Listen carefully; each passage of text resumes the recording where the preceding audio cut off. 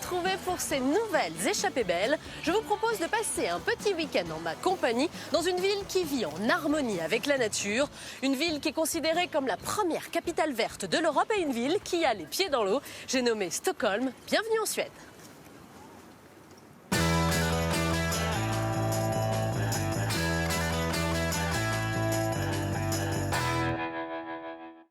Le week-end de Sophie va se transformer en véritable lune de miel. C'est presque comme dans un film. Trop beau pour être vrai. Oui, c'est vrai.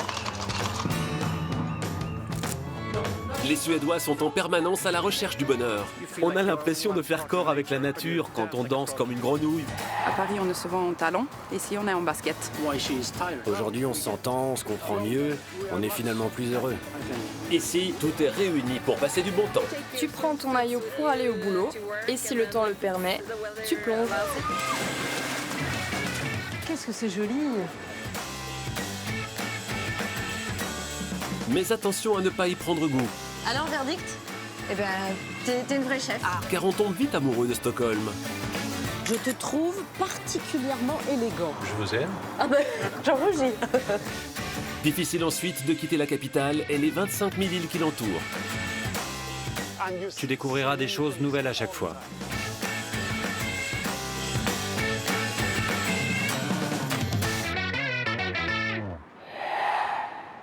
Pour bien débuter son séjour, Sophie s'installe sur un bateau en plein cœur de la ville.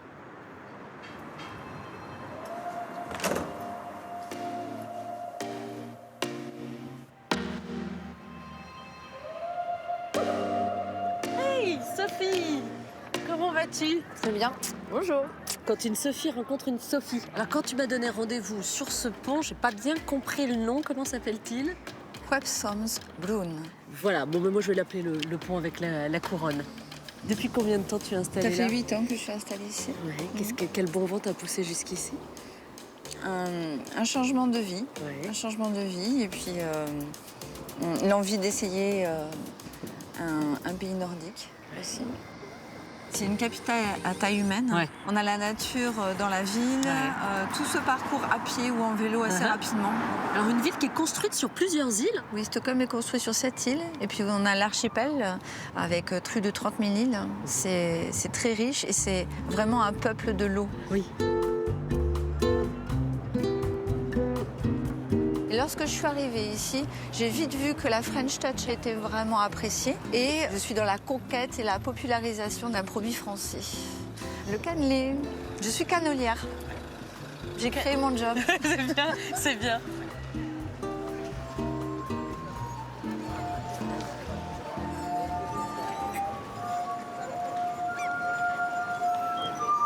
Alors ça y est, là on entre dans la vieille ville. Oui, dans Gamla stan. Par la grande porte. Elle est magnifique d'ailleurs, entre nous cette grande porte.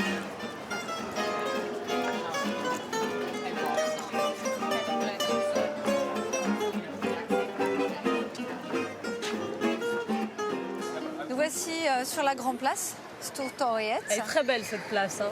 Ouais, et voici le musée Nobel. Parce que c'est ici, hein, en Suède, que les prix Nobel sont Oui, attribués. sauf le prix Nobel de la paix qui est attribué à Oslo en Norvège. Alors voilà une rue un petit peu plus commerçante. Oui, c'est nous Champs-Élysées. C'est la plus longue rue piétonne de la ville. D'accord, Drottninggatan. C'est la rue de la Reine.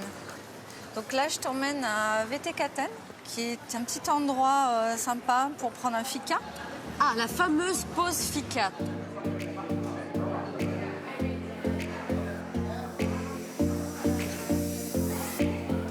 Bonjour. Nous voulons prendre un fika. Que nous proposez-vous? Ce que je peux vous recommander, c'est la tarte de la princesse, une brioche à la cannelle et une brioche à la cardamone. Perfect. Le fika, c'est une pause café qui se fait à la fois le matin ou l'après-midi.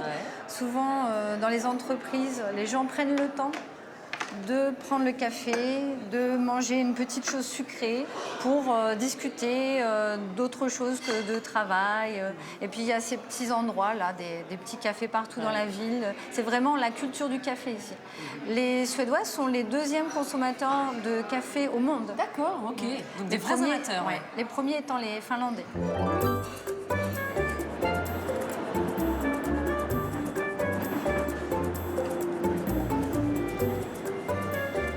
donne-moi une seconde, je reviens tout de suite.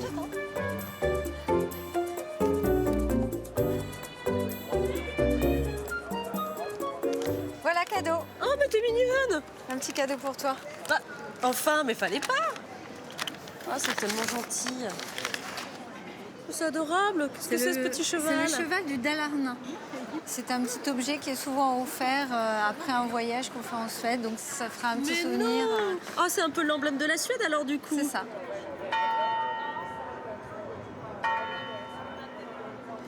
Alors ici, là, on a un autre monument emblématique de la ville. La grande église, Storkyrkan. C'est là où sont célébrés tous les mariages royaux. Alors ça veut dire que Victoria s'est mariée ici? Oui, tout Ouais. à fait, avec Daniel, avec son Daniel. Ses frères et sœurs aussi? Parce qu'il n'y a pas que Victoria, on parle d'elle tout le temps, mais elle a des frères et sœurs. Oui, il y a Madeleine et Carl Philippe aussi Qui se sont mariés ici. Dans la famille royale, on trouve le roi Charles Gustave et sa reine Sylvia, la princesse Victoria, l'héritière au trône, et Daniel, son prince. La Suède est une monarchie constitutionnelle. Aujourd'hui sans pouvoir exécutif, elle est en place depuis plus d'un millénaire. Face au palais, sur l'île de Djurgården, jadis, le roi avait son domaine de chasse. Aujourd'hui, le peuple s'y divertit. Il peut même s'envoyer en l'air ou mettre les mains dans la terre.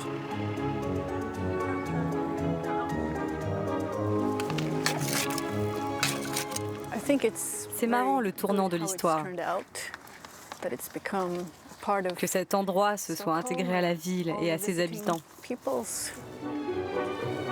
Angelica travaille au jardin du Rosendal. Aujourd'hui ouvert au public, au 19e siècle, il approvisionnait les cuisines royales. Depuis les années 80, le jardin est devenu une ferme bio et une pépinière. On a plein de vieux chênes. Il y a bien longtemps maintenant, lorsque la Suède construisait encore de grands navires, tous les citoyens qui coupaient un arbre étaient passibles de la peine de mort. Les chênes étaient la propriété du roi. Ils étaient protégés et servaient à la production de navires. C'est inspirant pour nous qui travaillons ici. Tout en restant proche de l'histoire et de la royauté, on évolue avec le monde moderne. Une social-démocratie, un super État-providence, et en Suède, la monarchie traverse les siècles.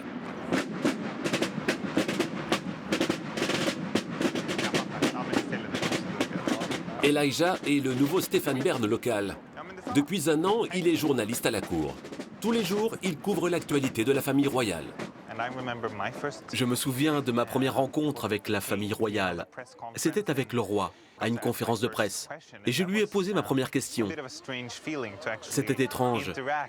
Même si je n'ai pas des étoiles dans les yeux à chaque fois que je les vois, il y a quand même quelque chose de spécial avec cette famille royale.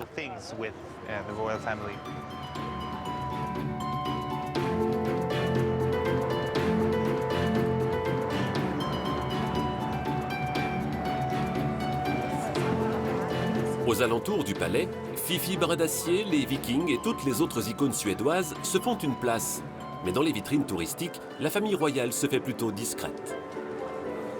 En Suède, la couronne est loin d'être un symbole identitaire.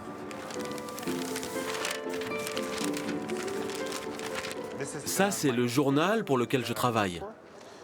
J'ai 2 articles à la une aujourd'hui. L'un d'eux est sur les 2 princesses en vacances dans le sud de la France. On peut en rire un peu, se dire que c'est pour ça qu'on a une famille royale. Mais elle a une fonction. C'est un modèle pour les Suédois, une sorte de famille de référence à regarder, un peu comme un conte de fées. L'histoire de la princesse Victoria ressemble à un conte de fées. La future reine, la plus populaire de la famille, s'est mariée dans cette église en 2010 et son union a fait couler beaucoup d'encre. Elle a épousé un homme du peuple, Daniel, son coach sportif. Il est devenu prince de Suède. En 1973, le journal d'Elijah avait déjà couvert l'idylle de la tête couronnée et de sa roturière. Le roi avait épousé la reine Sylvia, une interprète, hôtesse au JO de Munich.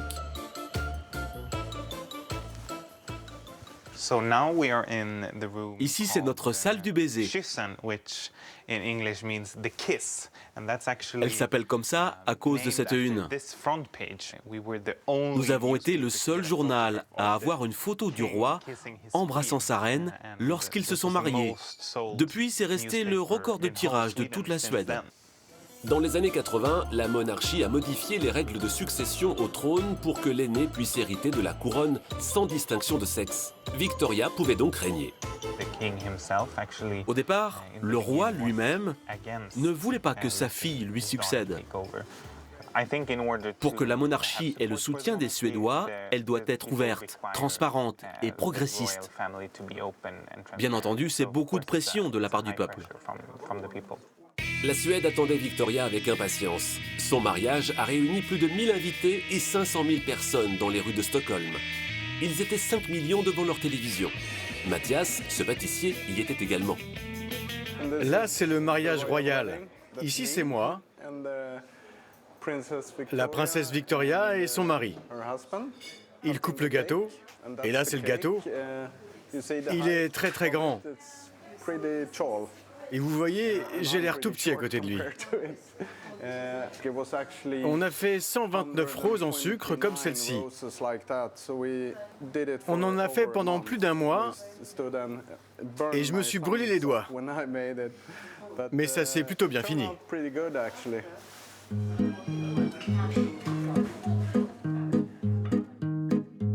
Et il peut être doublement fier, car il a aussi réalisé le gâteau du prince Charles-Philippe, le frère de Victoria. C'est un grand honneur d'être choisi. La première fois, je me suis dit que ça n'arriverait qu'une seule fois dans une vie. Mais en fait, ça m'est arrivé 2 fois dans ma vie. Mathias le pâtissier est devenu très populaire. En Suède, le maintien de la monarchie fait encore débat, le pays est divisé, mais la royauté reste un des sujets favoris du peuple suédois.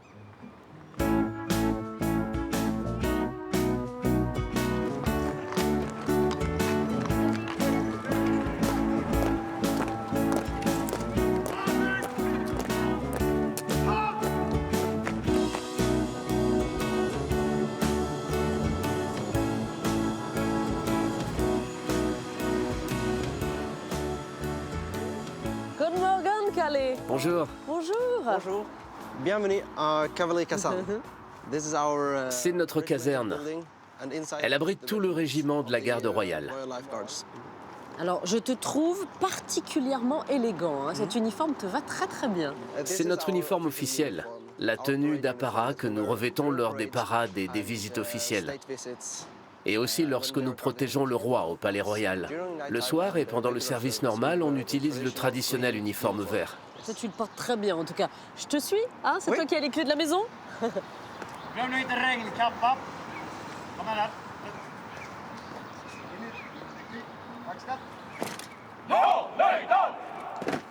Alors c'est donc ici que s'entraîne la garde royale montée, Calais. Oui, ici c'est le terrain d'entraînement de l'ensemble du régiment. Nous sommes environ 300 soldats et 80 chevaux. Il y a l'infanterie qui ne monte pas à cheval et la cavalerie à laquelle j'appartiens. Alors je vois qu'il y a déjà des chevaux qui sont à l'entraînement. Ils sont comme vous, hein, il faut qu'ils soient très élégants. Merci. C'est très important pour nous d'entretenir une belle apparence, que ce soit pour les chevaux ou pour nous-mêmes. Parce que nous sommes le visage officiel de la Suède.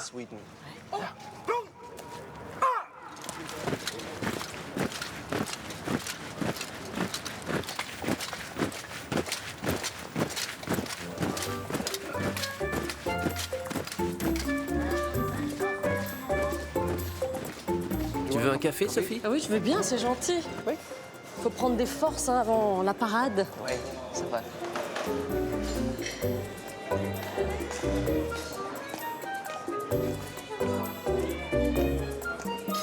Celui-là? Oui.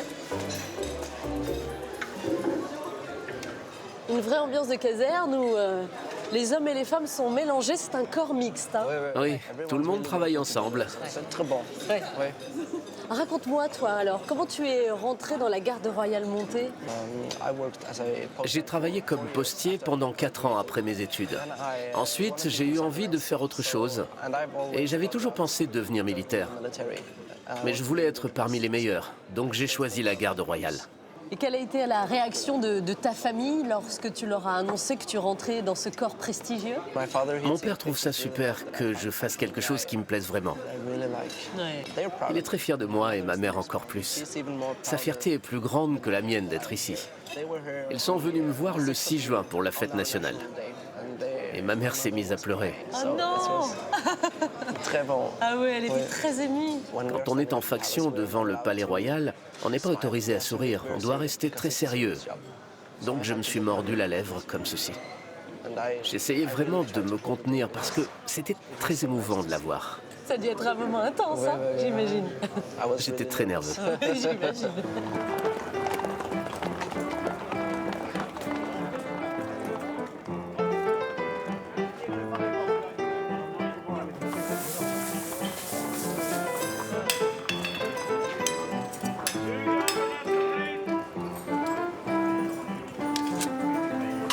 Maintenant, j'aimerais que tu rencontres Martina. C'est la cavalière qui monte et entraîne nos plus jeunes chevaux, et elle parle français en plus. Ah bah très bien. Alors bonjour. Bonjour Martina. Il paraît que tu parles français. Oui. Très bien exact. français. Oui. Oui? Enchantée. Tu as des origines françaises ou tu as bien travaillé à l'école? Non, j'ai bien travaillé à l'école, mais je suis née en France. Eh ben écoute, c'est très bien. Et toi ici, tu es civil, hein, tu n'es pas militaire comme Cal. Exactement. Donc moi, je suis civile parce que ici, dans l'armée suédoise, surtout dans la partie cavaliériste, ils aiment bien justement mixer civil et l'armée pour compléter tout ce qui est formation. D'accord. Elle habitue tous les jeunes chevaux et c'est très important pour nous, parce que nous avons besoin de chevaux calmes, notamment pour les cérémonies avec du public, parce que ces chevaux pèsent près de 600 kilos et pourraient être très dangereux.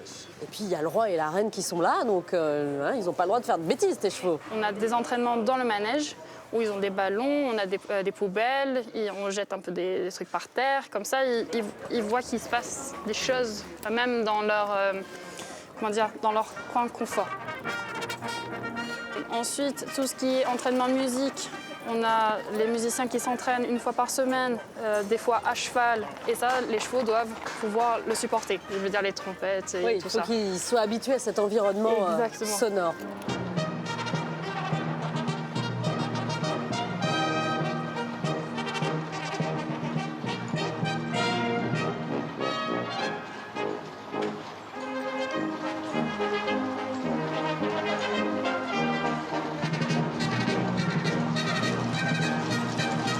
Les répétitions sont terminées, là ça y est, hein, on est au Palais Royal et on assiste à la cérémonie de la relève de la garde.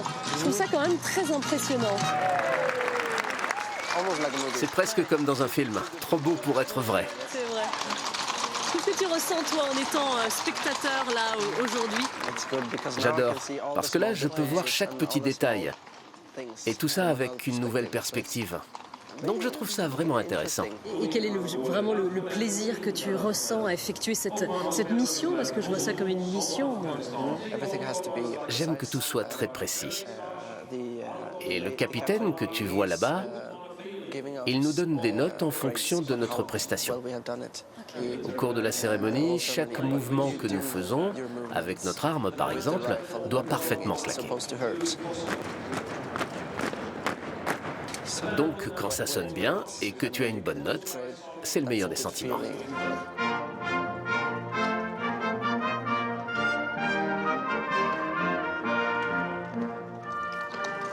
Alors, quel est le répertoire en général interprété par la fanfare? Surtout des marches militaires, mais parfois de la musique plus pop ou jazzy. Parfois, ils jouent du ABBA. Non. C'est génial, ça. Là, par exemple, ils vont jouer Hooked on a Feeling, une chanson du groupe Blue Swede. C'est assez fun quand même, parfois. Ouais.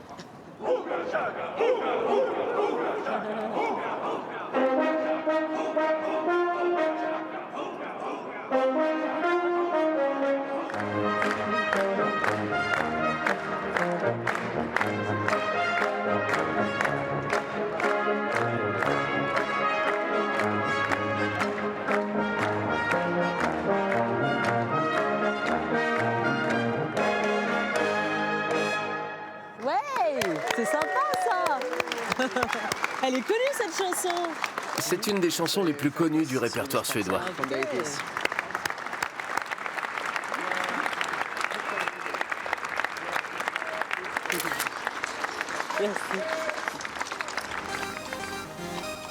Vue du ciel, Stockholm s'étale en vert et bleu. Cette ville a des proportions presque parfaites. Un tiers d'urbanisme, un tiers de parcs et forêts et un tiers d'eau. Ça serait bien dommage de ne pas en profiter à la sortie du travail, comme Arvid, Björn, Marcus, Martin et Sarah. Je pense que les gens viennent ici, restent ici, vivent ici pour la proximité avec la nature. Peu d'autres villes peuvent offrir cette liberté.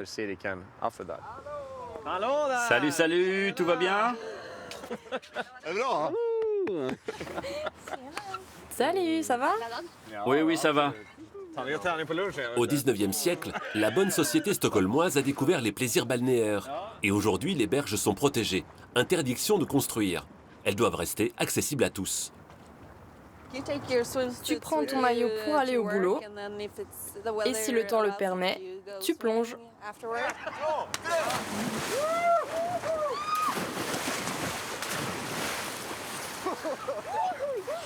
C'est pas si froid que ça. Le cuir de viking vient avec le droit inaliénable de se geler et de se jeter à l'eau. Car comme en Norvège et en Finlande, la Suède bénéficie d'une exception scandinave, le allemansrätt, le droit de chacun à profiter de la nature librement et gratuitement. En Suède, on peut donc se baigner, naviguer et s'amarrer où l'on veut dans la limite des réserves naturelles. Stockholm ou la vie sauvage, il suffit de 30 minutes pour quitter la ville et se retrouver en pleine nature.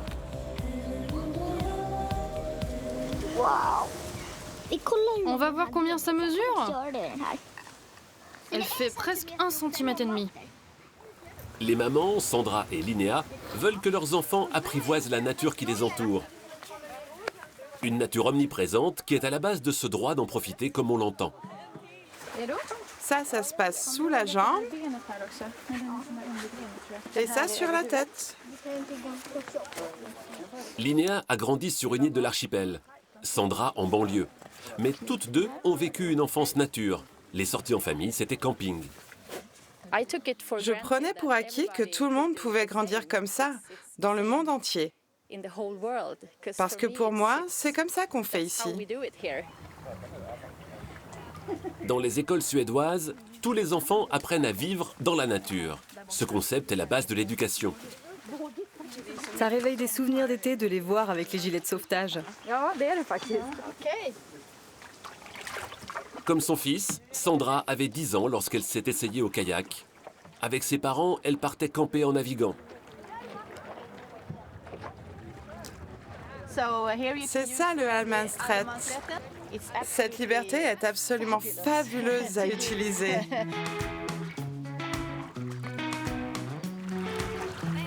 Voilà, ça y est, on y est. Cette liberté s'applique sur l'eau, mais également à terre. On a réussi. En Suède, on peut aussi planter sa tente en camping sauvage. Où voulez-vous qu'on s'installe? Quelque part par là, c'est bien.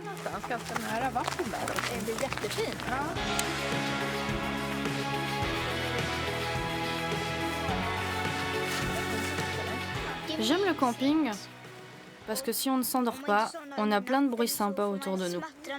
La pluie, la grêle ou la neige, c'est très confortable et ça j'aime beaucoup. Des sensations pures, héritage de ce peuple de chasseurs-pêcheurs. Mais cette liberté s'accompagne de responsabilités civiques. Préserver la nature, la connaître et l'écouter sans la déranger. Des rangers comme Oscar veillent sur elle. Avant de travailler, il aime pêcher. Et en Suède, pas besoin de permis pour lancer une canne. Quand je pêche, je fais particulièrement attention à cette prairie, par exemple. C'est un sol riche pour les oiseaux. Si j'entends des oiseaux, si je vois un nid, je ne lance pas dans cette direction, mais plutôt de l'autre côté. Issu des coutumes médiévales, le droit de chacun à profiter de la nature est inscrit dans la Constitution suédoise depuis 1994. Au nord de l'Europe, la nature est vaste et peu densément peuplée. Cette géographie facilite grandement le droit d'accès de tout à chacun dans ce patrimoine sauvage. Un poisson! C'est donc aussi le droit de vivre de la nature et de ses fruits. Sur cette île de l'archipel, ils sont nombreux à s'installer sous leur tente de mars à octobre. Ça fait combien de temps que vous êtes là? 30 ans cette année. Oui, 30 ans sur le même spot. C'est tellement cool. Cette Allemande a découvert la Suède en vacances dans les années 50. Et à la fin de ses études, elle s'y est installée. Ici, on a des responsabilités et des possibilités. Mais les responsabilités sont plus grandes. Il faut connaître la nature, ne pas casser n'importe quelle branche, mais on peut ramasser des baies et des champignons partout. Donc tu prends tes affaires, tu t'assois et tu profites de la liberté. J'ai voyagé, mais c'est mon endroit. Véritable atout touristique, cette liberté s'oppose à la conception individuelle du droit de propriété comme inscrit dans la Déclaration des droits de l'homme et du citoyen. Le droit de chacun permet par exemple de traverser un chemin privé ou de se baigner dans un lac même s'il appartient à autrui.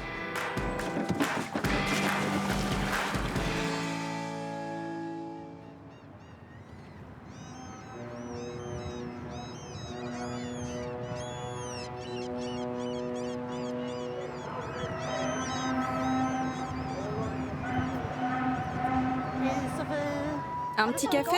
Ah oui, je veux bien un café, c'est super gentil, merci. Ah, c'est adorable. Merci beaucoup. Ah, c'est agréable ce réveil, là, tout en douceur à bord du bateau. En plus, j'admire la vue là sur Stockholm. C'est une bonne idée hein, d'avoir installé des cabines ici sur ce bateau. Ça fait longtemps qu'on peut dormir à bord de l'Af Chapman? Ce bateau appartient à l'Office de tourisme suédois. C'est un ancien navire-école pour les militaires qui a été transformé en auberge de jeunesse en 1949. Sa construction remonte à 1888. Au début, il faisait des traversées entre les ports de Manchester et de Sydney. Il fallait 84 jours en mer. J'imagine que les Suédois sont aussi très attachés à ce bateau. Tous les Suédois ont l'esprit marin, non? Oui, le Chapman est vraiment comme un point de repère à Stockholm.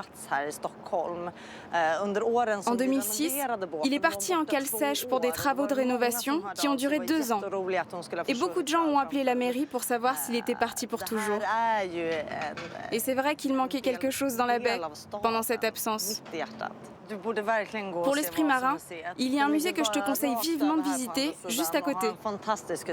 Il y a là-bas un autre bateau historique qui nous tient à cœur ici. Très bonne idée, j'y vais. Merci beaucoup pour le conseil.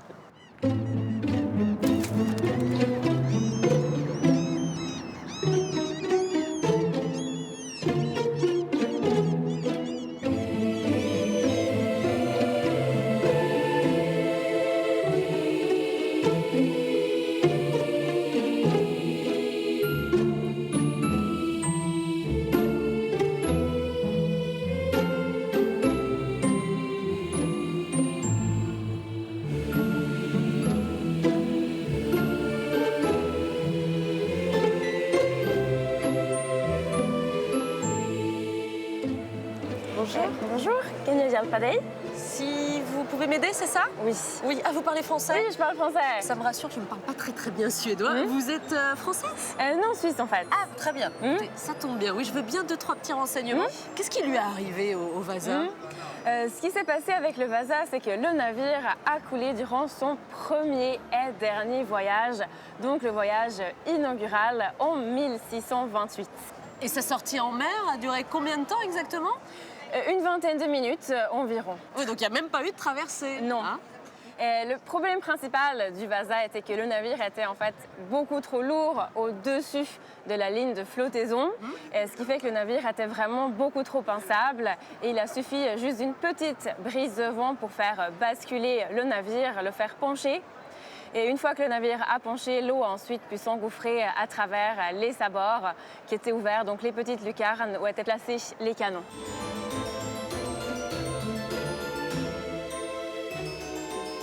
Ce que je crois savoir, c'est qu'il est resté immergé pendant très longtemps. Il est resté même enfoui sous la vase. Il a refait surface longtemps après, non? Exactement. Le navire a passé 333 ans sous l'eau après le naufrage et il a été renfloué en 1961. Rassurez-moi, il n'y a pas de malédiction ici à Stockholm parce que je dois monter sur un bateau. Tous les bateaux ne coulent pas ici. Non, vous inquiétez pas. Ça va. Bah, merci mille fois pour tous ces renseignements en tout cas. Votre prénom c'est comment? Charlotte. Charlotte, bah, merci mille fois. Bonne journée. Bonne journée, Tac, au revoir. comme on dit ici. Merci. Tac.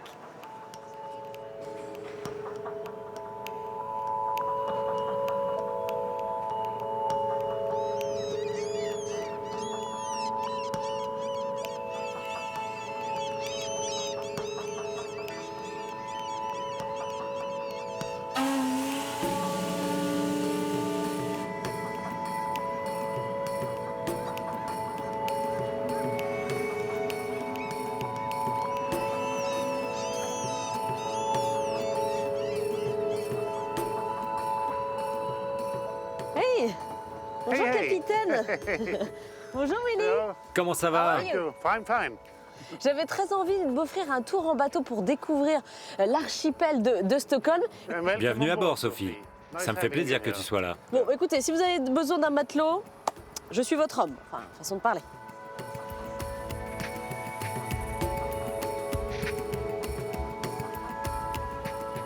Stockholm est quand même une ville magnifique, hein. Ce sont vraiment toutes ces îles qui rendent cette ville unique.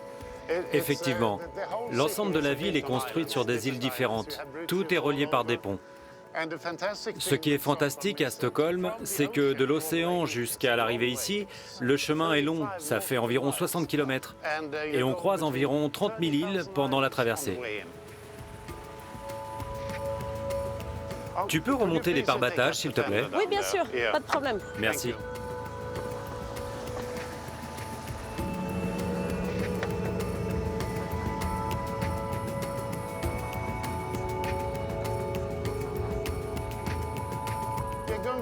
Là, nous allons passer à proximité de la petite île de Fjäderholmen, qui anciennement appartenait à la marine.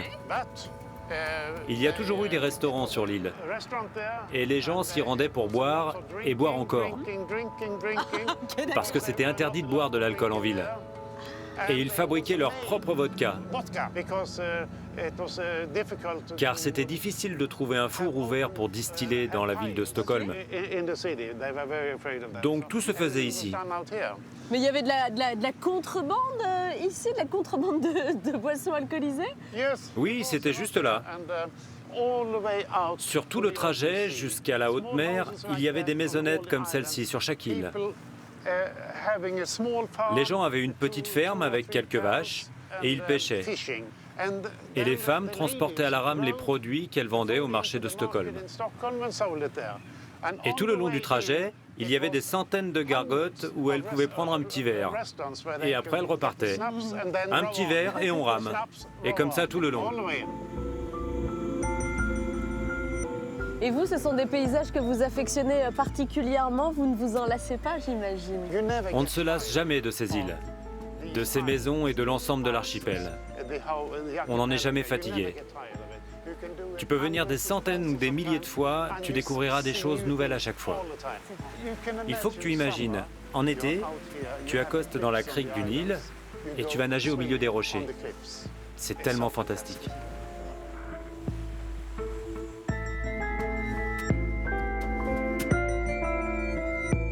Un dédale de 25 000 îles et des habitants disséminés sur ce labyrinthe marin. Les terres émergées doivent faire au moins 20 mètres carrés pour être une île. Dans l'archipel, en été, 1 millier sont habités contre seulement 150 à l'année. Féridé est le banquier volant de l'archipel. C'est de l'argent. Tous les étés, il fait la tournée des îles pour récupérer l'argent liquide des habitants. Roger et son pilote. Hélicoptère en position, prêt à décoller.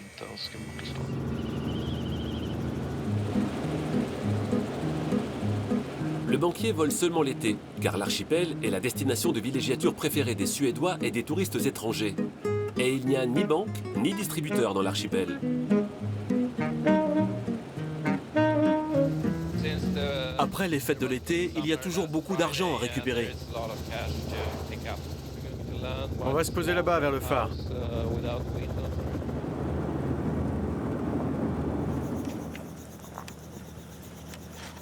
Bonjour, ça va? Alors c'est toi qui fais la tournée? Oui, ça fait 2-3 ans.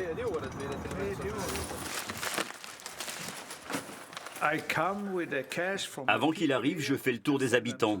Je récupère leur argent pour lui donner et il le transporte en hélico jusqu'à Stockholm. Si besoin, il nous amène du liquide. C'est un très grand archipel, ça prendrait des jours si on le faisait en bateau. Et maintenant, on peut le faire en une seule journée. Et j'ai besoin de votre signature. Rapide, efficace, pas de temps à perdre. Aujourd'hui, le banquier ira dans plusieurs dizaines d'îles. Un saut de puce et c'est reparti. Quelle île maintenant? Ute.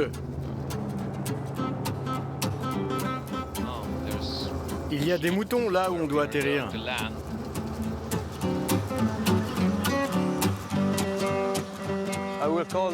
Je vais appeler le manager de la boutique pour lui dire qu'on est arrivé. C'est une nouvelle île pour moi, je ne sais pas trop où aller. Il est supposé venir nous chercher. Hey, salut! Comment ça va? Comment je peux t'aider? Je cherche la boutique de l'île. Je suis en train d'y aller. C'est là où les bateaux arrivent. Vers le ponton.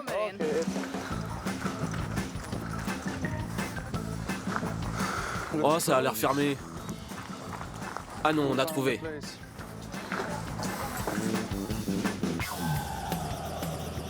Si le banquier vole, pour les touristes et les habitants, le trafic maritime est dense. Passagers, fret, véhicules et services publics, tout passe par la mer. Ça défra là-dessus? Oh oui, merci. Bonjour, voici les journaux avec les courriers.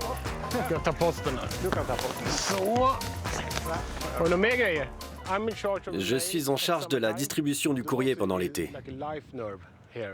Le bateau, c'est notre cordon ombilical. Sans eux, on ne pourrait pas vivre ici. Mon fils aîné travaille sur ces bateaux. On doit respecter la mer et ses vagues. Et puis l'hiver, il y a de la glace et ça, c'est autre chose. Si l'été, ils sont 900 à s'installer sur cette île de Usaro, à l'année, ils ne sont que 30 à vivre selon leurs règles et la météo. Il y a 5 ans, Henrik a réouvert l'épicerie que sa grand-mère tenait ici dans les années 50. À Stockholm, le trafic est dense ce matin.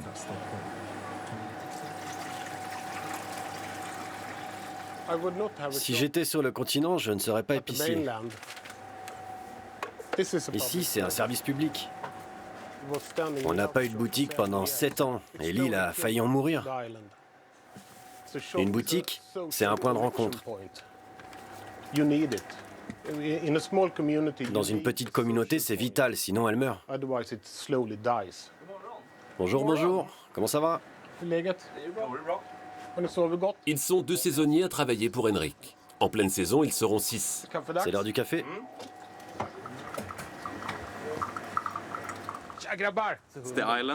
Ça, c'est l'île. Je l'ai tatoué il y a 2 mois. Je l'ai fait car j'ai passé ma vie ici. Ma famille est ici depuis les années 60. C'est un lieu plein de sens pour moi.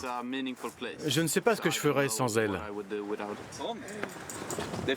Ah, les premiers clients.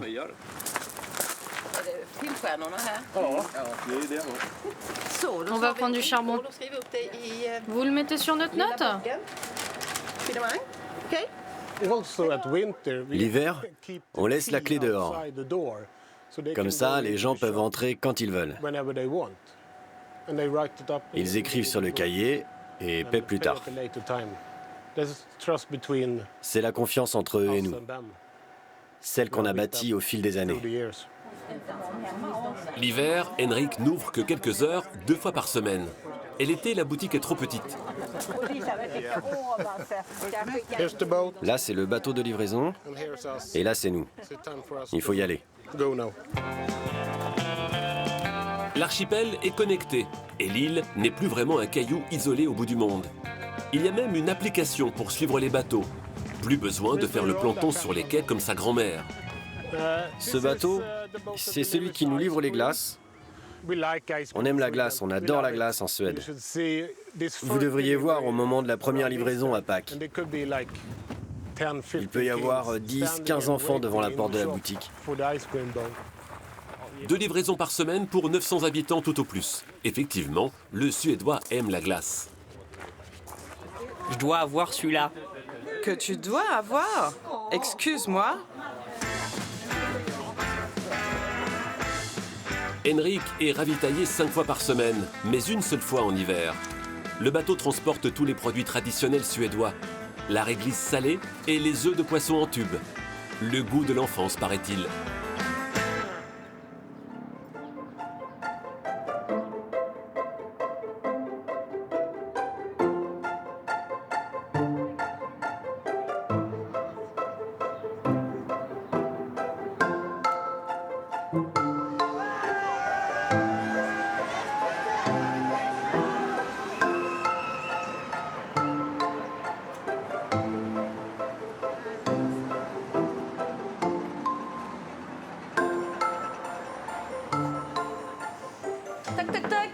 Salut Sophie.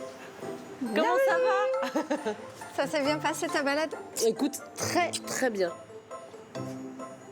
Alors voilà le joli petit café que tu as créé avec une petite touche suédoise et la petite touche française qu'on retrouve ici sur le comptoir. C'est un lieu qui est assez épuré dans le design. Comme tu sais, la Suède est un grand pays du design. Donc je voulais quelque chose de très épuré.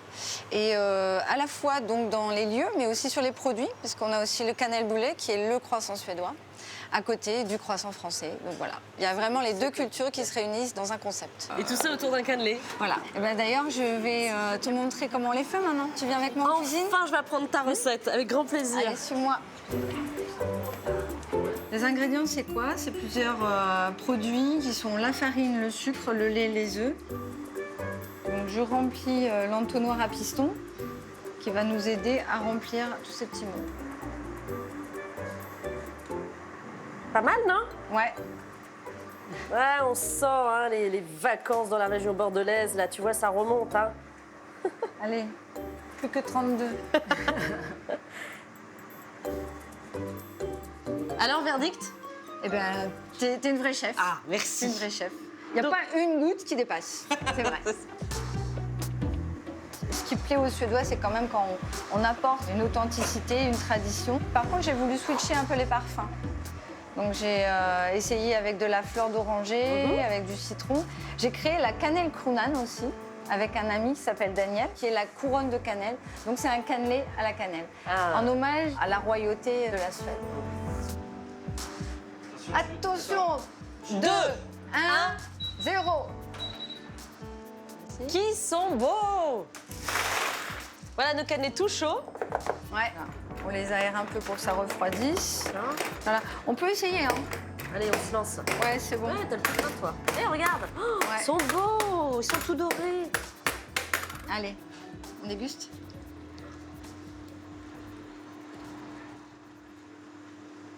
Donc, tu vois, ils sont pas croustillants là, mais ils vont le devenir après. Comme il est chaud, tu vois, il est encore un peu spongieux à l'intérieur.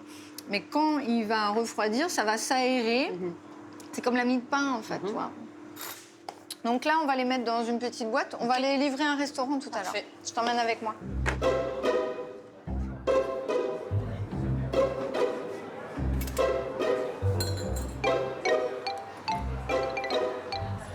Bonjour, messieurs, dames.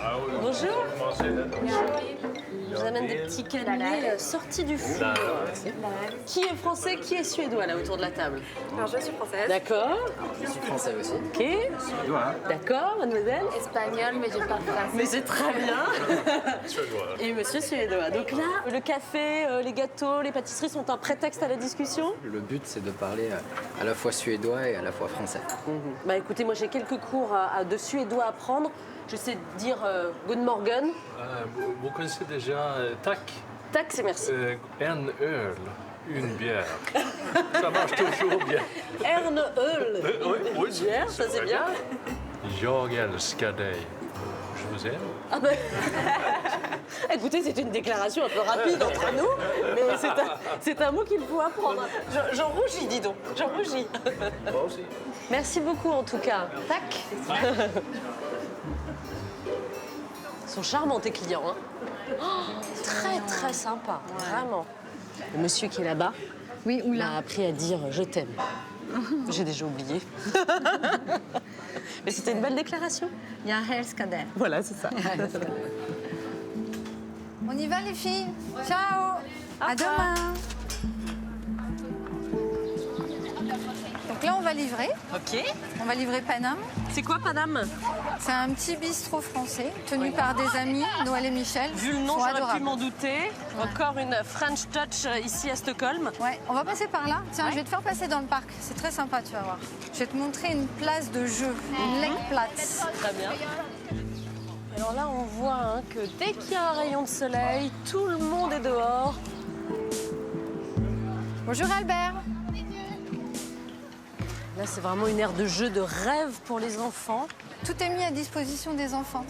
À 8h du matin, ils sortent les trottinettes, les petits vélos en bois. Ah, en libre-service? En libre-service. La société suédoise est vraiment basée sur la confiance. Mais surtout le respect des enfants et le respect des plus faibles. Ça concerne aussi les animaux. Il ne faut surtout pas faire de mal à un enfant ou à des animaux. Et c'est vrai que la notion familiale est très forte ici. L'enfant est au centre de tout.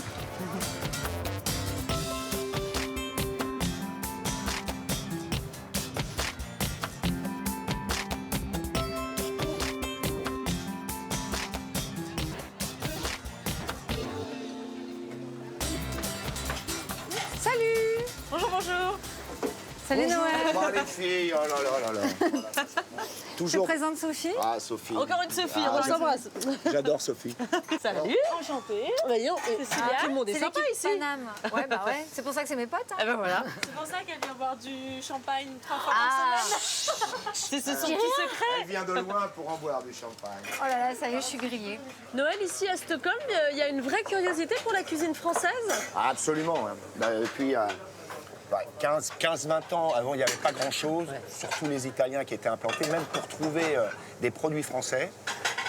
C'était la croix et la bannière. Quoi. Je retournais en France, je revenais avec la valise complète de fromage. Maintenant, il n'y a plus besoin parce qu'en fin de compte, il y a des gens qui ont commencé à se dire il faudrait peut-être avoir des produits français parce qu'il n'y avait rien. Il faut quand même savoir qu'ils ont commencé à goûter des pâtes dans les années 70. C'est quand même incroyable. Quoi. Donc, maintenant, voilà, il y a quand même une explosion au niveau des restaurants et des bons restaurants et des bons chefs cuistots. Alors, c'est le moment de goûter. Tu sais qu'elle est impressionnante. Commencer avec les cannelés en Suède. C'était un sacré défi. Hein. Un grand respect parce que c'est pas évident. Sophie, j'étais vraiment ravie d'être en cuisine avec toi et de me balader. De les partager avec toi, vraiment. Bon, on se quitte pas comme ça, je reviens te voir dans le week-end.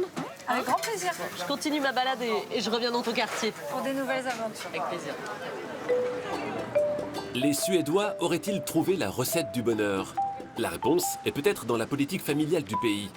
Dans la rue, on croise beaucoup d'hommes qui s'occupent des enfants pendant que leur compagne ou leur compagnon travaillent. Et la poussette est forcément pratique au pays du meuble en kit. En Europe, un enfant sur 3 aurait été conçu dans un lit du fameux catalogue suédois. Tu veux te retourner? Henrik et Johan sont tous les deux en congé parental, un congé qui durera 10 mois. La Suède est l'un des plus généreux au monde. Je crois que je l'aurais pris même si l'État ne me payait pas pour rester à la maison. C'est génial de ne pas travailler. Si vous avez cette possibilité-là, ne travaillez pas. Et puis, avec 1,5 million d'habitants, Stockholm est clairement bébé compatible.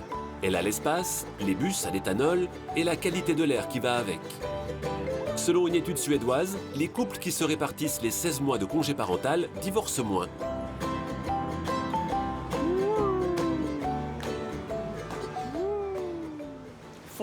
Pour la famille, c'est important.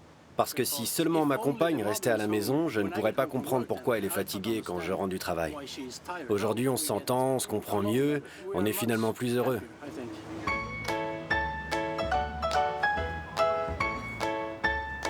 Les stéréotypes nous disent que le Suédois serait plus heureux, plus tolérant, plus grand, plus blanc.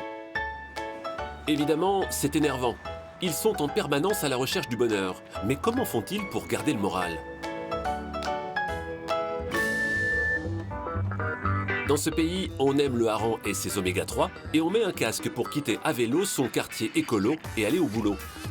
Sport et confort, c'est peut-être la définition du bonheur suédois. Il faut insuler. Je pense qu'à Stockholm, on est beaucoup en basket parce que c'est vrai que Stockholm, c'est assez petit. Donc, soit on peut aller au travail à pied, ou soit on fait du vélo. Donc, ça, c'est une grande différence par rapport à Paris, je trouve quand même. Et à Paris, on est souvent en talons. Ici, on est en basket. Mia est chiropraticienne. Après 15 années passées à Paris, elle a voulu retrouver la douceur de vivre suédoise. C'est aussi ce qui a attiré son coach. À la fin des années 90, il a quitté la France. La qualité de vie vient beaucoup du côté vert ici et nature. L'accès au sport, il est beaucoup plus facile. Et c'est un lieu de rencontre, c'est ça. En France, c'est beaucoup, ah bah tiens, on va faire ci, on va prendre un café, on va faire... Là, bah tiens, on n'a qu'à se voir à Sats, on fera une session. L'hiver, il n'y a que ça à faire, quoi, on va dire, quoi. Donc l'effet secondaire, c'est qu'on est en forme. Oh, exact. En Suède, l'État et les entreprises financent une partie des activités sportives. Ici, ils pensent différemment. Ils disent, ah bah tiens, si mes citoyens, ils sont en forme, ils vont mieux travailler. S'ils vont mieux travailler, ils seront moins malades. C'est comme si le sport était remboursé par la sécurité sociale ici. Et elle se hisse comme une reine. Mais pour vivre heureux, vivons cachés. Pour cela, Stockholm a toujours eu un atout de charme. Les contours de ses 14 îles ont protégé la ville de ses ennemis. La Suède n'a pas voulu s'engager dans les 2 guerres mondiales. Épargnée, elle a exporté du bois et de l'acier. De quoi remplir les caisses de l'État. Mathias est ethnologue, spécialiste de son pays. La Suède a pu penser la liberté, les idées progressistes, développer sa société parce qu'elle avait le temps et l'argent. Au lieu de faire la guerre, elle pensait son vivre ensemble. Les Suédois ont tendance à vouloir résoudre les choses pacifiquement. Et en général, ils évitent le conflit. La modération, le lagom en suédois.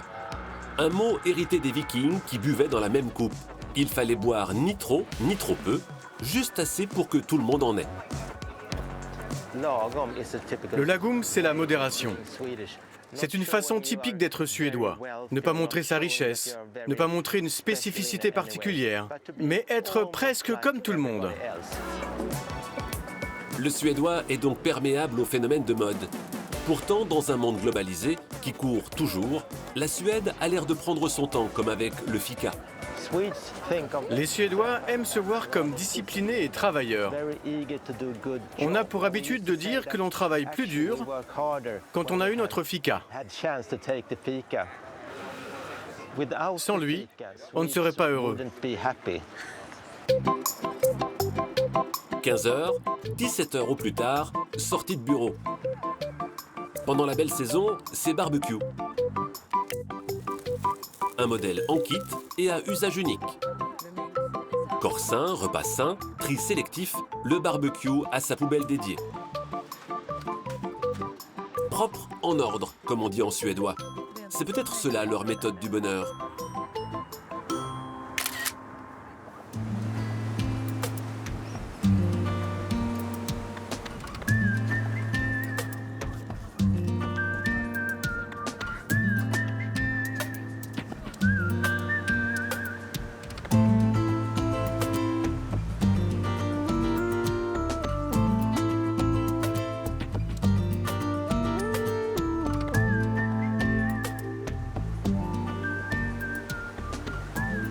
arrivons sur l'île de Grinda.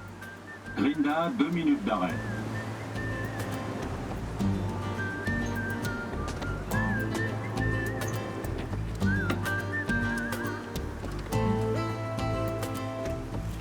Hey Maria. Hey! Bienvenue sur notre île, Sophie. Merci beaucoup. Merci pour toi. Ça a été le bateau? Tout va très très bien. Écoute, alors là, la navigation pour arriver jusqu'à chez toi, jusqu'à Grinda, était magnifique. Tu vis dans un endroit de rêve. Eh oui. Je t'emmène en calèche? Allez.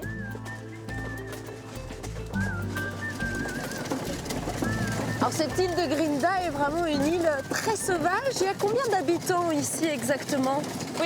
Nous sommes 2 familles à vivre ici à l'année. Et ça veut dire combien d'habitants en permanence quand tu dis il y a juste 2 familles? Nous sommes 5 et il y a une autre famille de 4 personnes. Ah oui, juste 9 personnes sur l'île. Oui. Mais en été, il y a pas mal de monde qui vient et loue une petite maison pour séjourner quelques jours au calme. D'autres viennent planter leur tente et faire de la randonnée. Nous avons aussi un hôtel où il est possible de passer une nuit.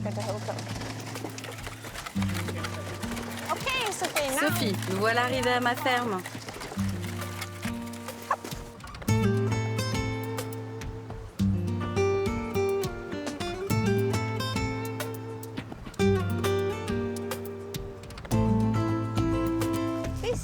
C'est ici que je vis avec ma famille. On propose des balades en poney et parfois mes enfants m'aident avec les animaux. Salut le chat. Tu peux poser tes affaires sur le canapé. Merci. Tac. Je te présente Loa, ma fille cadette. Ah, ça va, merci. Je connais pas beaucoup de mots en suédois. Celui-là, je le maîtrise bien. Comment ça va? Je l'ai bien. Et ton mari, il est où? Il est au travail. Il est en charge d'une autre ferme plus grande. Et c'est sur une autre île. C'est pas facile ça pour la vie de famille. Non, non, non. D'autant que mes filles, quand elles vont à l'école, ne peuvent pas revenir ici. Parce qu'avec les navettes de bateau, c'est trop compliqué. Donc je me retrouve parfois toute seule avec mon fils. En tout cas, moi je suis très heureuse de pouvoir dormir ici à la ferme et de pouvoir aussi te donner un coup de main. Je suis à ta disposition. Kiki, viens par là. Yes, bon appétit. Donne-lui tout. Voilà, bon appétit. Tu as déjà trait une vache? Pas souvent, mais je veux bien essayer. Oui, c'est pas mal. Tu vois. Qu'est-ce que tu fais là, toi, Phil? Oh, attention. Ils veulent s'évader, ceux-là. Mais c'est pas moi qui dois boire. Ils t'ont adopté, Sophie. Désolée. Ça, c'est fait.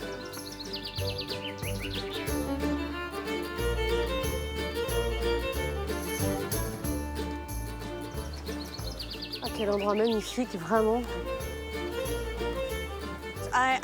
J'ai grandi dans une ferme près de Stockholm. Et il y a environ 2 ans, je suis venue à Grinda. Et pour la première fois, j'ai parcouru l'île. Avant, je n'avais fait que m'arrêter au restaurant de l'embarcadère. Mais quand j'ai entendu parler que l'association de protection de l'archipel était à la recherche d'une famille pour faire vivre une petite ferme ici, je suis venue ici, j'ai jeté un œil et évidemment, je suis tombée amoureuse. Il y a tout ici. Il y a la nature, tu rencontres beaucoup de gens en été et tu profites de la solitude en hiver. C'est ce que j'aime. C'est compliqué de trouver les mots pour en parler. C'est plus facile de regarder autour et d'écouter le silence, de rester debout dans le calme. Et là, tu comprends tout. Tu pourrais pas vivre en ville, toi. Hein. Tu aimes ce genre d'environnement assez sauvage. C'est clair. Et ma ferme, c'est toute ma vie.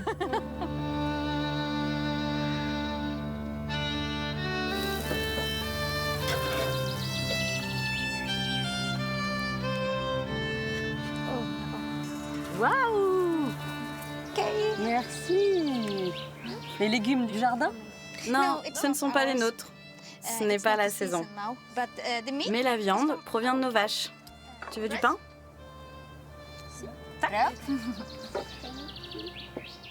Voilà, ça c'est un vrai hamburger, ça. Des vrais bons produits. Tu veux un peu de coleslaw? Il ne nous manque plus que papa aujourd'hui. Ah bah oui, il est sur l'autre île, forcément. Forcément. Et vous, les enfants, alors comment vous voyez votre avenir? Vous avez envie d'avoir la vie de vos parents? Moi, je suis très fière de mes parents.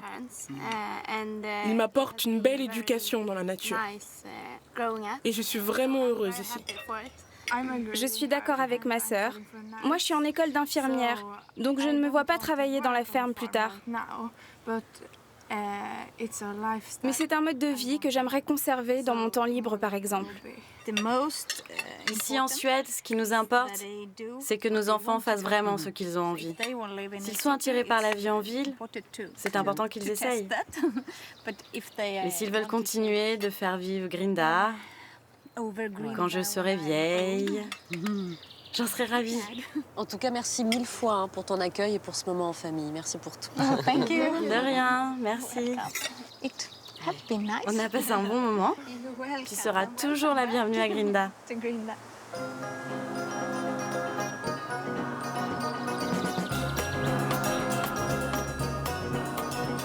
C'est l'été, le jour le plus long de l'année. Dans ce pays où l'hiver s'éternise, le soleil est célébré. Cette nuit, il ne se couchera pas. Tous les Suédois vont fêter Midsummer, le solstice d'été. Et pour célébrer l'astre solaire, il y a des règles à observer. La première d'entre toutes, déserter la ville, prendre la route pour la campagne. Midsummer sera bucolique ou ne sera pas, enfin, une fois passés les embouteillages.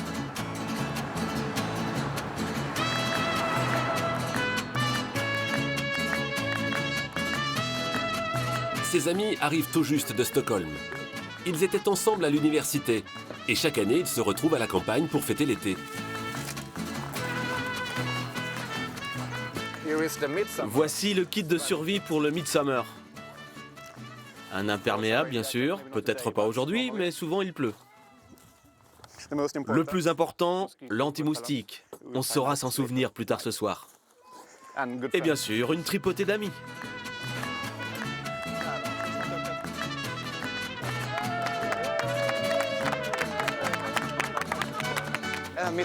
Midsummer, c'est un peu notre Noël suédois.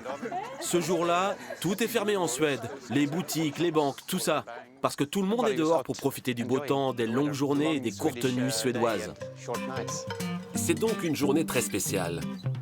Et la deuxième règle d'or, c'est de récolter le plus de fleurs possible. Attention, moustiques à l'horizon.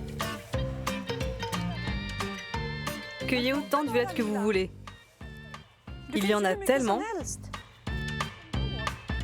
Anna et sa famille vivent au village et ils ne dérogent pas à la coutume. L'été me rend heureuse, tout brille. Les fleurs, le soleil, les odeurs de la nature.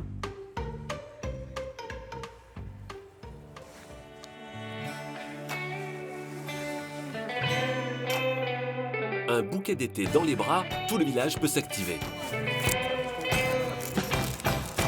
Pour Midsummer, des couronnes de fleurs sont tressées. Et Anna observe la tradition. Salut! Salut Anna! J'arrive encore avec des fleurs. Tu en as besoin? Oui, je peux prendre celui-là. Personne ne sait vraiment où remonte la tradition suédoise. Elle aurait ses racines au VIe siècle avant Jésus-Christ dans les rites païens qui vénéraient le soleil. Reprise par la chrétienté, les fermiers voulaient s'assurer des bonnes grâces de l'été. Notre tradition symbolise la lumière et la fertilité de la terre. Mère nature qui fait pousser les plantes. Alors, on fête cette renaissance à notre manière.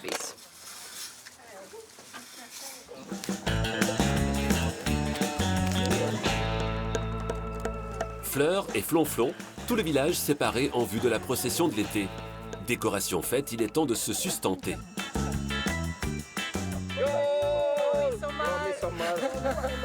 Dans les maisonnées, on s'active en famille, comme chez Annette.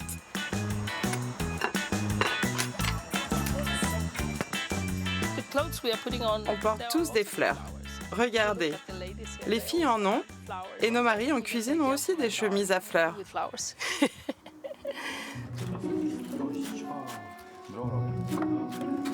Le hareng au curry est déjà prêt. C'est mon mari et mon fils qui l'ont fait.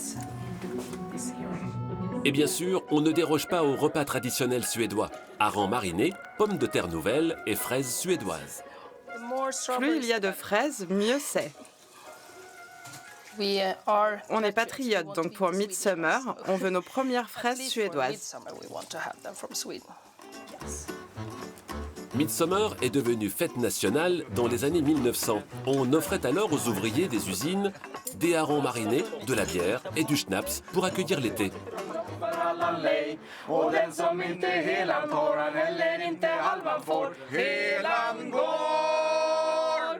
Un schnapps, une chanson, c'est la règle en Suède.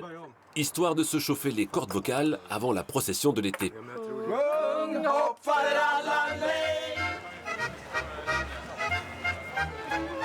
Les couronnes de fleurs, Anna et les amis de Stockholm. Tout le village se réunit autour du mât de la fertilité pour le dresser.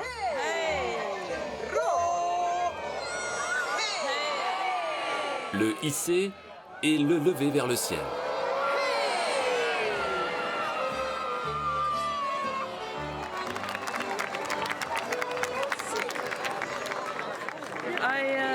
Je suis fière et heureuse. Ici, on célèbre l'amour. C'est une journée romantique. On veut sortir, rester dehors. Vous savez, beaucoup de jeunes gens se sont rencontrés au Midsummer. Le coup de foudre est sûrement tombé sur une danse, mais pas n'importe laquelle. Une ode à la nature. La plus connue d'entre toutes, la petite grenouille.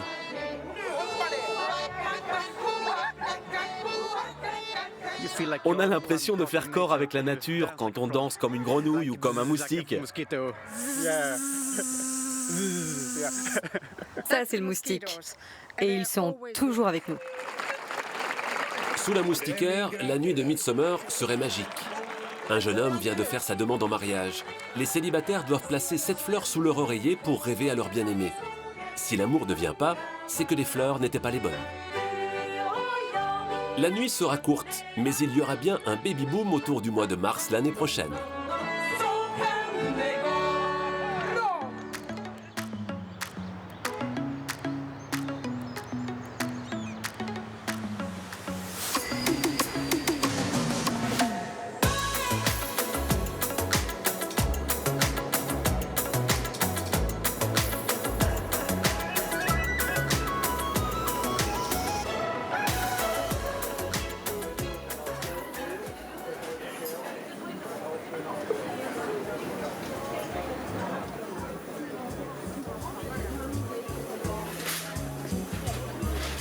Det är inte direkt, det var ösregnat.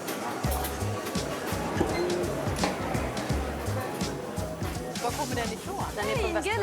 Den är från västkusten. Hey, comment vas-tu? Hej, Ça va? hej, hej. Bienvenue. Merci. Quel bel endroit pour un rendez-vous. On a envie de goûter le bleu hareng, le saumon et plein d'autres choses. We will have a barbecue. On va se faire un barbecue en extérieur, dans un petit jardin. C'est ce que font beaucoup de Suédois. Ils adorent faire des grillades en extérieur en cette période de l'année. Pour le barbecue, je peux vous recommander du saumon. Le gros poisson là, c'est du saumon? Oui, bien sûr. T'as vu? Il était caché, j'avais pas vu, il est énorme. On prendra aussi du hareng et du maquereau.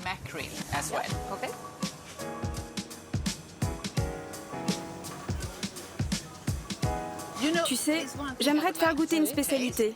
Ça vient du nord de la Suède. La varée? Ce sont des œufs de la varée. Le processus de fabrication est semblable au caviar. Oui, bah, on va goûter le caviar suédois alors. Ah oui, ah, il est très très bon. C'est délicieux. C'est encore meilleur que le caviar. Merci beaucoup. Merci beaucoup. Tack så jättemycket. Au revoir. On va se régaler, ouais. Tack. Åh, vad härligt. Bye. Merci pour tout. Hej.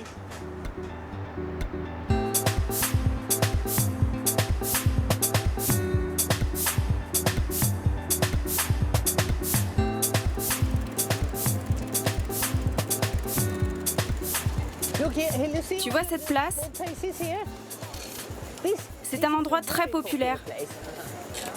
Et toujours les gens en terrasse, au bistrot.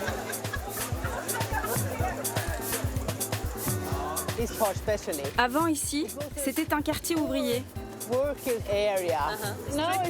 Maintenant, c'est habité par des hipsters. Vraiment, tu sais, des couples entre 30 et 40 ans avec enfants. Moi, j'ai toujours vécu dans le quartier de Södermalm. Tiens, regarde ici. Tu as une très vieille maison, la rouge là. Ah oui, là, ici, sur la droite. Des gens y vivaient déjà au 19e siècle. Maintenant, ils veulent toujours vivre dans ces vieilles maisons pour le côté culturel.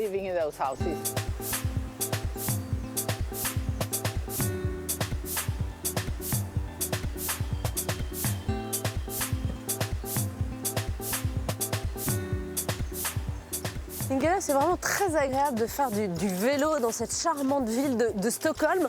On oublie même parfois qu'on est dans une capitale lorsqu'on traverse des quartiers comme celui-ci. C'est clair que c'est vraiment calme et apaisant par ici. Pourtant, le reste de la ville est très proche. On peut venir nager ici. Moi qui habite dans cette partie de l'île de Södermalm, je viens me baigner ici en été car l'eau est très claire. Les gens ont l'habitude de venir se détendre ici. En hiver, quand l'eau est gelée, on peut marcher sur la glace. On peut même skier sur la glace.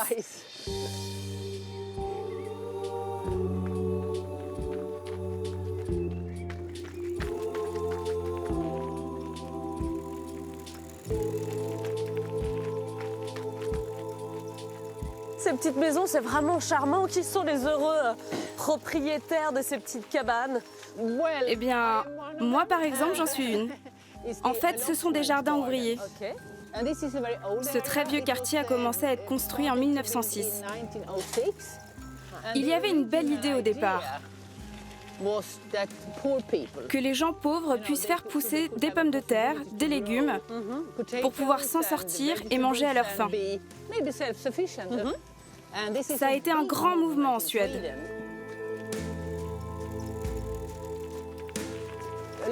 La plupart des gens qui habitent cette partie possèdent leur maison, mais ils louent le terrain qui appartient toujours à la ville. Par contre, ce n'est pas si facile d'avoir une maison ici. Il y a une attente d'environ 25 ans. Ah bon? C'est tellement exotique.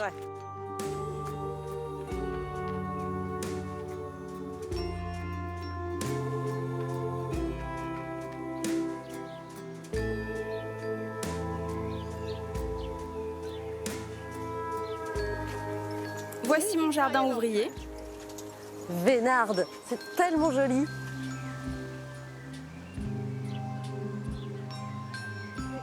Cela tient beaucoup aux fleurs. Mais il y a aussi des pommiers et des poiriers. Là, ce sont des cerises. En fait, on continue comme avant de faire pousser des choses qu'on peut manger, pas seulement des fleurs. On peut faire des sortes de mélanges. Moi, j'ai pas mal d'aromates par ici.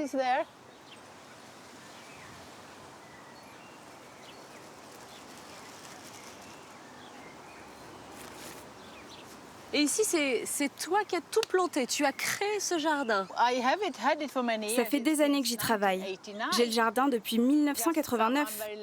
Par contre, cette année, j'ai pris beaucoup de retard dans mes plantations, car je suis très occupée. Okay.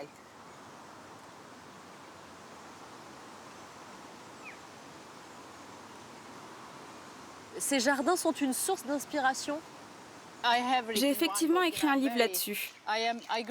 J'ai grandi avec un jardin. Et je ne pourrais pas vivre sans avoir un jardin.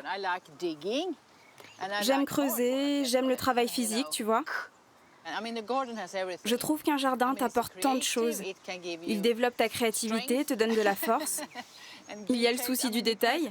Toutes ces choses sont comme une thérapie. Il y a quelque chose d'intéressant que beaucoup de gens font.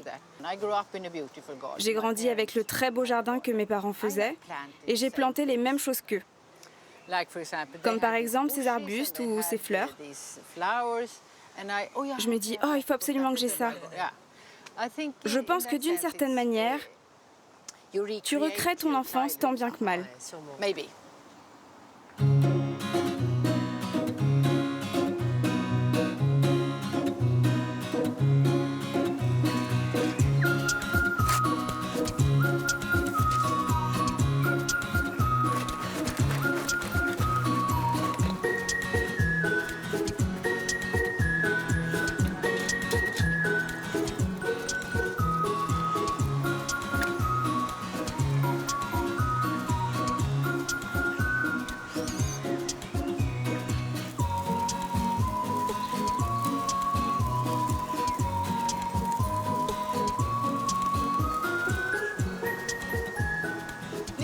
Les petites fleurs. C'est indispensable. C'est vraiment un petit paradis chez toi. Hein. C'est vrai que c'est joli et j'en profite beaucoup. En été, c'est ici que j'aime emmener les gens que je rencontre. À ta santé, Ingela. Mille merci pour ton accueil ici. Skål. Skål. Skål. À ta santé. Skål. Skål. Skål. Alors, verdict sur le saumon? Je pense qu'il est bon. Ta cuisson a l'air parfaite. Cuit à l'unilatéral.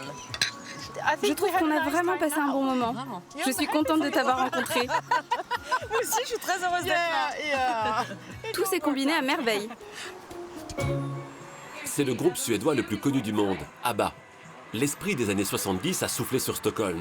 La pop bousculait les hippies et leur flower power. Aujourd'hui encore, les fans de cette période peuvent se déhancher sur les pistes de danse du musée ABBA. Tout le monde est nostalgique ou a un souvenir avec ABBA. Petite fille, la question était toujours, tu es qui? Anita ou Frida?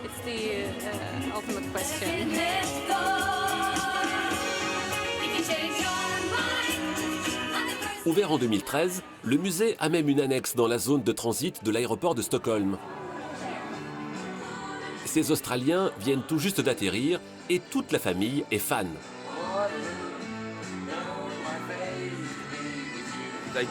Vous savez, c'est un peu comme les Beatles, ils ont conquis le monde. C'était la déferlante ABBA. J'adore leur tenue. C'est désuet, mais ça reste tellement moderne en même temps. ABBA a placé la Suède sur la carte du monde. La recette du succès, 2 couples, une romance, des mélodies entraînantes et des costumes chatoyants. Ces costumes, justement, ils étaient volontairement kitsch pour être déductibles d'impôts. Déductibles car accessoires de travail, immettables au quotidien. Nadia est une fan de la première heure. Elle fait régulièrement visiter le Stockholm d'ABBA.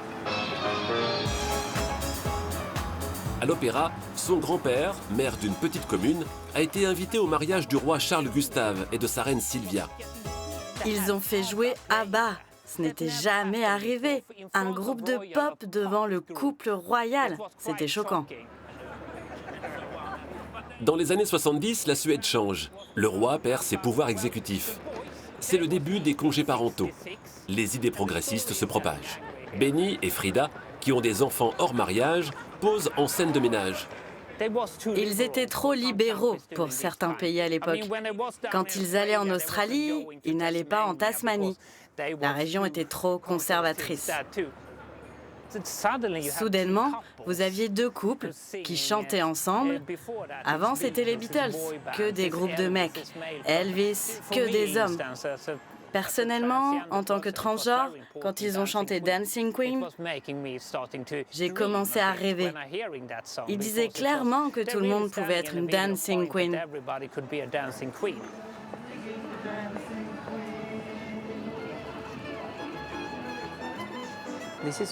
C'est mon musée personnel.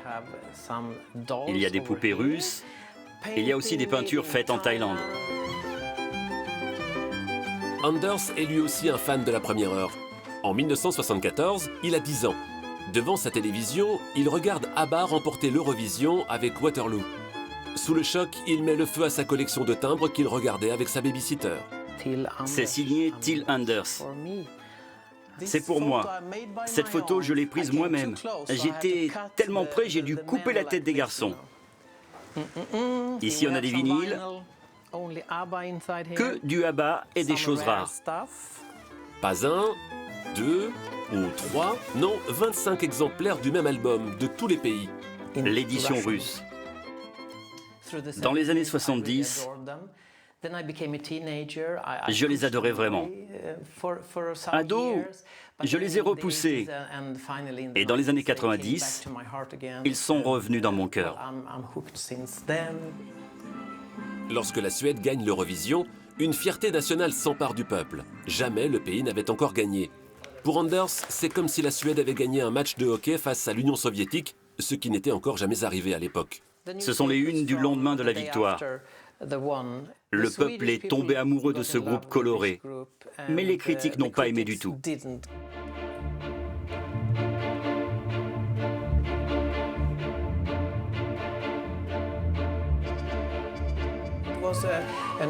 C'était une période de socialisme. Pendant la guerre froide, ce n'était pas bien vu de gagner de l'argent, de faire de la musique commerciale comme ABBA. Ce n'était pas vraiment acceptable d'acheter les albums de ABBA. Pourtant, ils étaient sous tous les sapins de Noël de Suède. Ce n'est que dans les années 90 que leurs tubes ont été réhabilités en Suède, lorsque U2 a chanté Dancing Queen. C'est génial. Comment ne pas être amoureux de ces chansons? Depuis l'Eurovision, ABBA a conquis le monde. Et le concours est devenu une affaire sérieuse pour les Suédois. Tous les ans, la moitié du pays est devant son poste de télévision.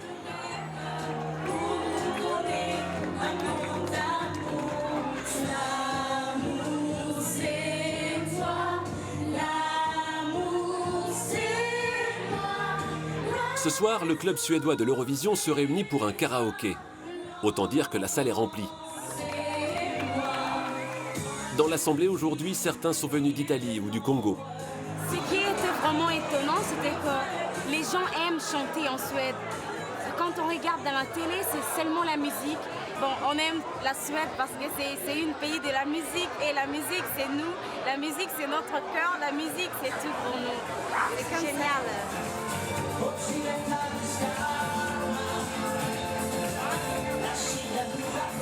S'installer pour la musique, oui. Alexander, le vice-président du club, les a tous vus arriver à Stockholm.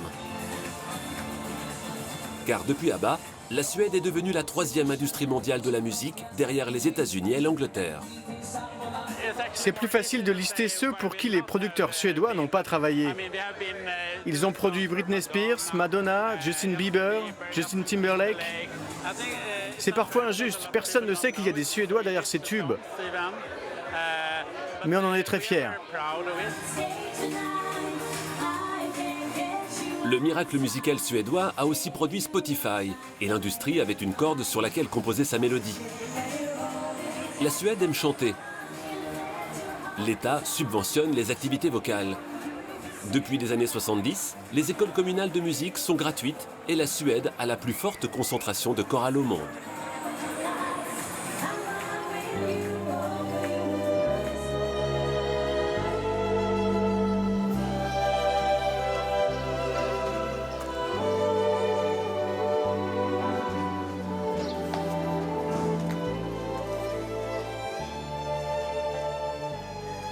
Salut copine! Viens me faire un crâne. C'est un câlin? Oui, c'est un câlin. Je te fais un crâne alors. C'est comme ça qu'on fait la bise à Stockholm. Tu m'as manqué, comment ça va? Oui, très très bien. Je suis très contente de te voir, surtout qu'on a un super soleil. Exactement. Et je voulais te montrer Santal Badet parce que tu peux pas venir à Stockholm sans faire les bains. J'adore cette idée.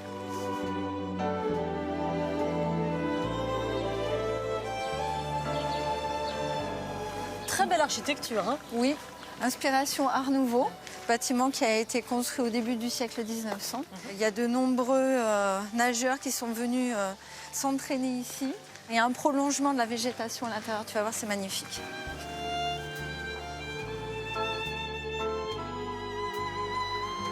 Qu'est-ce que c'est joli! Ah. On retrouve l'Art Nouveau à l'intérieur, dans la décoration. Oui, et c'est très apaisant, c'est très calme. Moi, ce que j'aime, c'est toute cette végétation. Mais oui, puis ces petites alcôves là, une piscine avec des boiseries partout, c'est quand même très original. Hein. On se met là? Ah ouais, avec plaisir. Est-ce que tu veux qu'on aille dans la flotte? Ouais. Elle est bonne en fait. Elle est super bonne. Ah, c'est très agréable. Sophie, viens par là, il faut respecter le sens de la nage. Oula, pardon.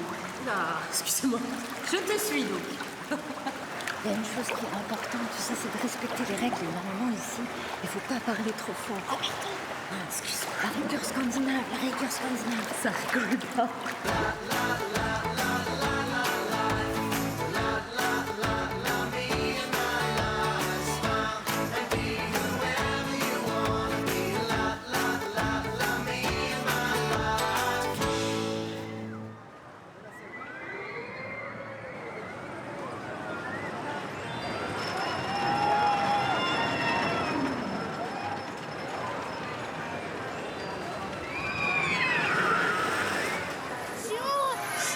Si on regarde là, on dirait que ça va tomber sur nous. Ah ouais, puis que ça bouge, j'ai l'impression que la tour, elle bouge.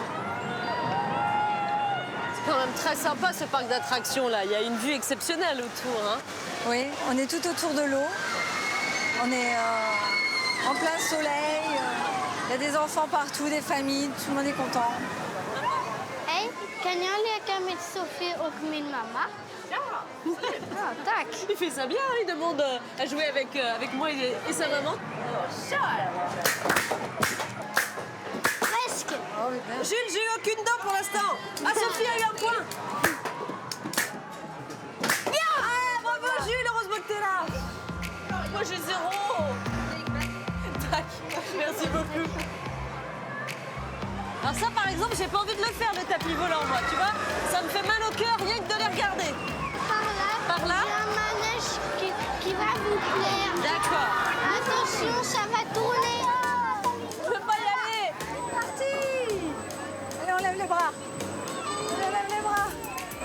Allez, Sophie, lève les bras. Jules, je sais pas si c'est une bonne idée finalement.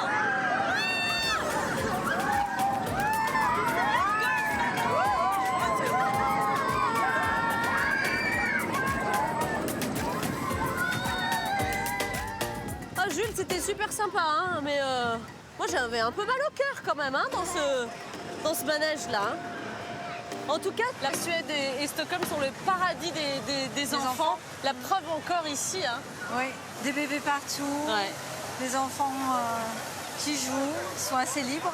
Ouais. C'est très sécure, c'est hyper safe. On peut se balader partout, on n'est pas embêté. Ça lui arrive de prendre le bus tout seul de temps en temps, de se promener. Je n'ai pas tout le temps l'impression d'avoir des yeux derrière la tête et de surveiller tout le temps. Alors raconte-moi Jules, toi, comment tu trouves ta vie ici en Suède? C'est bien. Il y a plein de ponts, il y a des plages. Des ponts, des plages. Se baigner, hein. Ouais. Tu as l'impression d'être un petit Suédois? Ouais.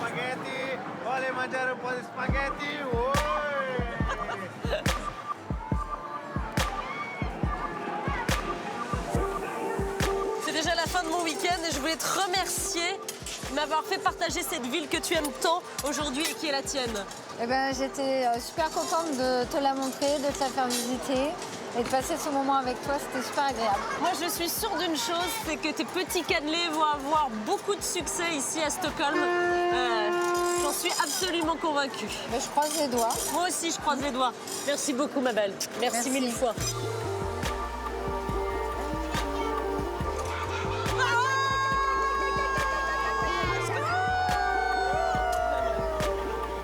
Accroche-toi pour ça. Accroche-toi, mon canard. Adios, amigos.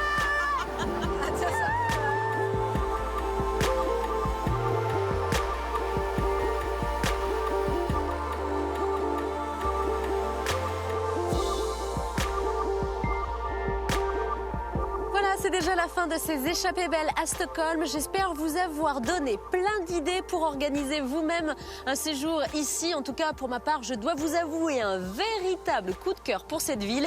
Stockholm n'est définitivement pas une capitale comme les autres. Je crois que c'est la présence de l'eau, l'omniprésence de la nature et aussi la qualité de vie qui participent beaucoup au charme de cette ville. Si vous le voulez, on peut se retrouver sur les réseaux sociaux. Et puis, nos échappées belles sont aussi disponibles en replay. Moi, je vous embrasse très fort et comme d'habitude, faites de beaux voyages.